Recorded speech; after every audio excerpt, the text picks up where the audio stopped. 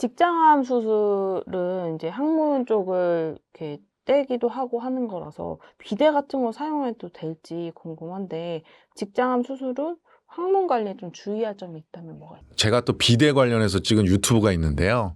그것도 서울대병원에서 공식 유튜브이기 때문에 한번 보시면 좋을 것 같고요. 비대는 사용을 해야 된다, 사용을 하지 말아야 된다, 여러 가지 논란이 많습니다.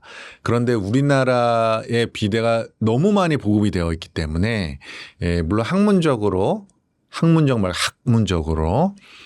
비대 사용이 위험할 수는 있습니다. 왜냐하면 비대의 물줄기의 세기가 너무 세기 때문에 그 물이 항문으로 들어가고 항문에 상처를 내게 되고 그런 것들 때문에 병원에 오시는 분들이 굉장히 많습니다. 그런데 또 반대로 얘기하면 그런 비대를 안전하게 사용하시면 꽤 편리하게 사용할 수도 있습니다.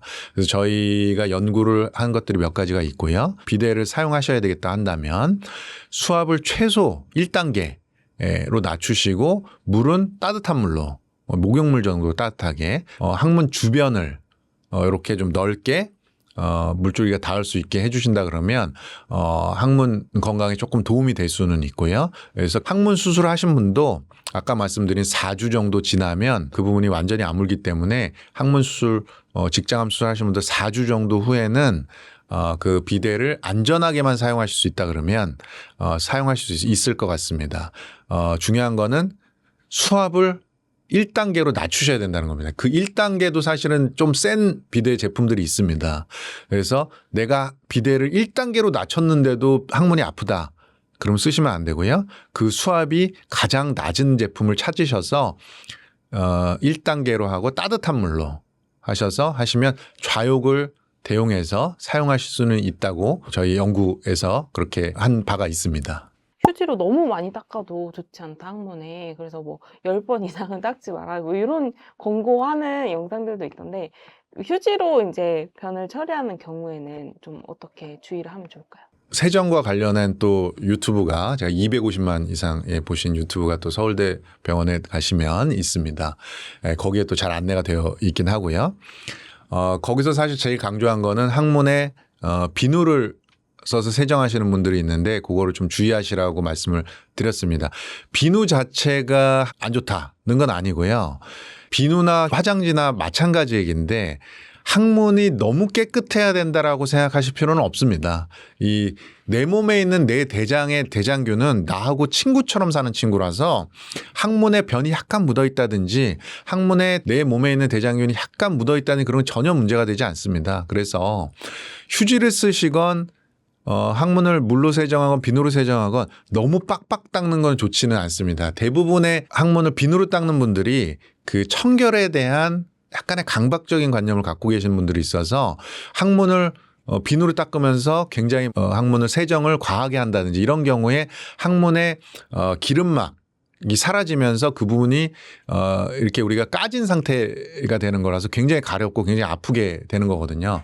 휴지 사용하시는 분도 마찬가지입니다. 휴지로 너무 깨끗해질 때까지 닦으실 필요는 없고요. 어느 정도 덩어러진 것들 그런 것들 그 휴지로 닦아내시면 되고 만약에 휴지로 계속해서 닦아도 변이 묻어나와서 팬티에 묻고 그래서 내가 너무 불편하다 하는 경우에는 수돗물로만 살짝 세정하시라고 제가 권고를 드립니다.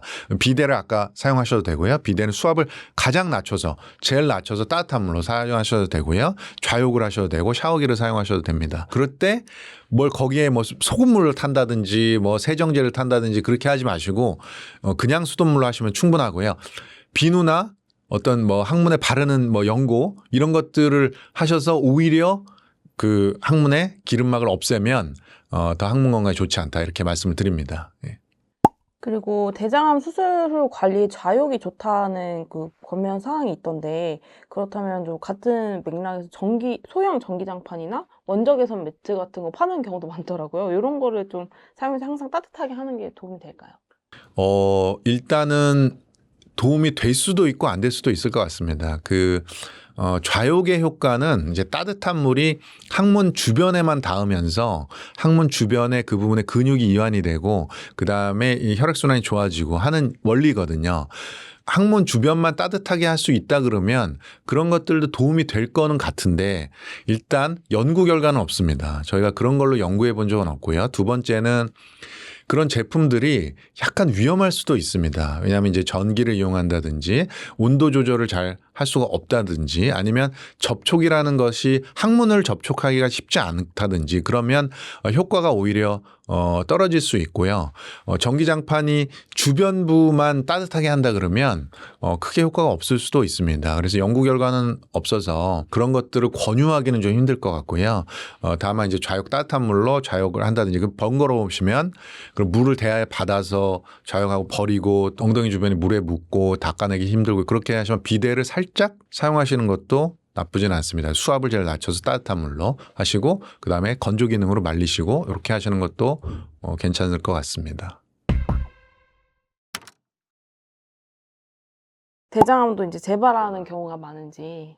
대장암 같은 경우에 이제 결장암이 있고 직장암이 있는데 결장암 같은 경우에는 재발하는 경우는 대부분 이제 원격전이라고 해서 그 수술한 자리가 아닌 어느 정도 떨어진 부분에 혈관이라든지 림프절을 타고 종양세포가 가서 거기서 다시 자라는 경우입니다.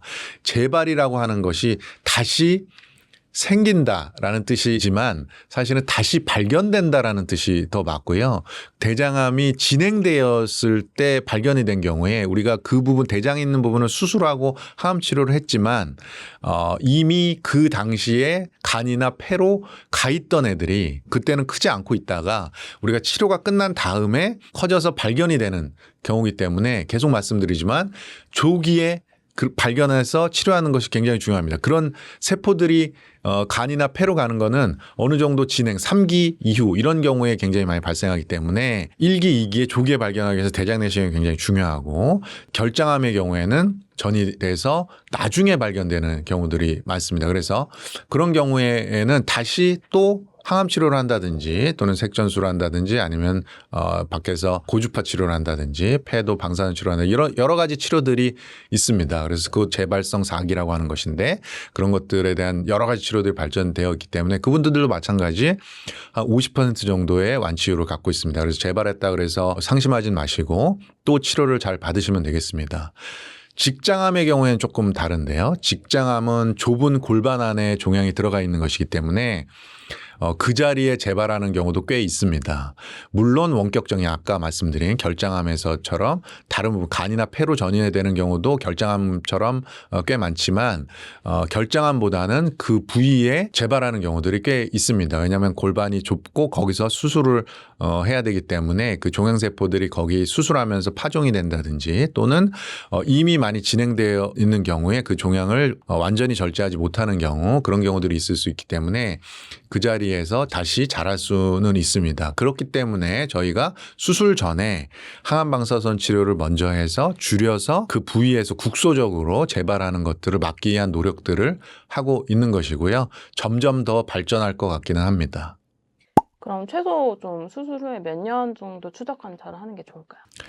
대개의 재발은 2년 이내에 재발하는 것으로 되어 있습니다. 그래서 2년 정도 재발을 안 했다 그러면은 어느 정도 안심하실 수는 있고요. 그 2년 이후에도 물론 재발하는 환자들이 있습니다. 재발률은 떨어지지만 그래서 권고 사항으로는 5년 정도 우리가 재발하지 않았다 그러면 이제 완치됐다. 물론 이제 5년 이후에 재발하는 환자도 간혹 있습니다. 그래서 특히 이제 직장암 같은 경우에는 항암방사선 치료를 하고 많이 종양의 활성도가 떨어져 있는 것들이 시간이 지나면서 올라오는 경우도 있어서 7년, 10년 뭐 이런 경우도 있기는 있습니다. 그렇지만 이제 일반적으로는 5년 정도 재발하지 않았다. 그러면 5년 이후에는 더 이상 추적 관찰을 하지 않는 것이 표준이긴 한데 그것도 환자에 따라서 처음에 많이 진행이 됐다 그러면 7년 이상 추적 관찰을 해야 되는 경우도 간혹 있긴 있습니다. 그 수술 후에 후유증도 좀 있을 수 있다고 하는데 병원까지 와야 되는 후유증은 좀 어떤 게 있을까요? 수술에 따른 합병증으로는 가장 흔하게는 이제 장유착 있을 수가 있고요. 또 탈장, 절개 탈장 이런 것들은 아마 평생 안고 가야 되는 그런 이제 합병증이 될 것 같은데요. 수술하고 나서 한 10% 정도의 환자에서는 그 유착 때문에 식사를 못 하신다든지 변을 못 보신다든지 이런 문제가 발생을 합니다. 물론 그런 분들이 와서 또 금식하시고 하시면 금방 좋아지긴 하지만 그런 분들 중에 또 한 10% 정도는 또 치료를 하셔야 될 수 있기 때문에 수술 후에 유착 이런 것들이 문제가 될 수가 있고 그런 유착을 예방하기 위해서는 수술 후에 많이 걷고 많이 거동을 하셔야 됩니다. 우리나라 정서는 이제 수술에 누워 계시는 거죠. 나 수술을 받으러 왔고 치료받으니까 이제 좀 누워 있어야 되겠다. 근데 그것이 유착을 만드는 그런 이제 수술 후의 관리가 되겠고요. 유착을 예방하기 위해서는 수술하고 나서 바로 거동을 하고 그렇게 하셔야 됩니다. 아파서 못 걸을 수 있지 않느냐. 최근에는 진통제라든지 그런 것들도 굉장히 많이 발전했습니다. 그래서 수술 후에 아예 안 아프다라고 하시는 분도 있습니다. 사실 최소 침습 수술에서 절개창이 굉장히 작고 그다음에 약간의 국소마취제를 투여를 한다든지 수술하고 나서 바로 2시간 후에 걸어 다니시면서 하나도 안 아픈데? 라고 하시는 분들이 굉장히 많습니다. 그러니까 두려워하지 마시고 수술 받으시고 많이 거동하시는 게 좋을 것 같고요. 그 다음에 이제 대장암, 직장암의 경우에는 저희 외과 의사의 숙명이기도 하고 또 환자분의 어떤 불운이기도 한데 문합 부위 그러니까 자르고 절제하고 이은 대장과 대장 또는 대장과 항문을 이은 문합 부위가 누출이 될 수가 있습니다. 그러니까 자르고 이은 부위가 잘 붙지 않고 샌다는 것이죠. 그런 경우에는 치료가 반드시 필요합니다. 그래서 다시 수술을 한다든지 또는 장루를 낸다든지 그런 경우가 있어서 수술 후에 배가 많이 아프다든지 또는 열이 많이 난다든지 그런 경우에는 응급실로 오셔야 됩니다. 그렇지만 이제 그런 경우가 아주 흔하진 않아서 그것만 좀 주의하시면 될 것 같습니다. 그 운동 바로 해도 된다고 하셨는데 그럼 막 뛰는 운동 뭐 아니면 뭐 배에 힘을 주는 운동 이런 것도 다 해도 괜찮은 거? 그러니까 운동의 강도가 문제일 것 같은데요. 우리가 일상적으로 걷기 이런 것들은 바로 수술 이후에도 가능합니다. 근데 이제 뛰는 거가 이제 얼마나 뛸지는 모르겠는데 마라톤 같은 거는 한 달 정도 참으셔야 될 것 같고요. 그 다음에 이제 복근 운동 이런 것도 한 달 정도만 참으시면 될 것 같습니다. 일상적으로 그냥 걷고 좀 경도의 운동 정도는 수술하고 나서 언제든지 가능할 것 같고 마라톤을 한다든지 또는 뭐 등산을 한다든지 히말라야를 올라가신다든지 이런 것들은 한 달 정도만 참으시면 되고요. 한 달 정도 지나면은 어떤 신체의 그런 기전은 완전히 회복되는 걸로 되어 있습니다. 그래서 한 달 정도 지나면 완전히 정상인처럼 다시 돌아가시는 거니까 그 이후에는 어떠한 운동도 가능할 것 같습니다. 그 수술이 잘 돼도 합병증이 발생할 수 있고 또 자주 발생하는 합병증들이 있다고 하더라고요. 어떤 부위에 좀 합병증이 많은 편인가요?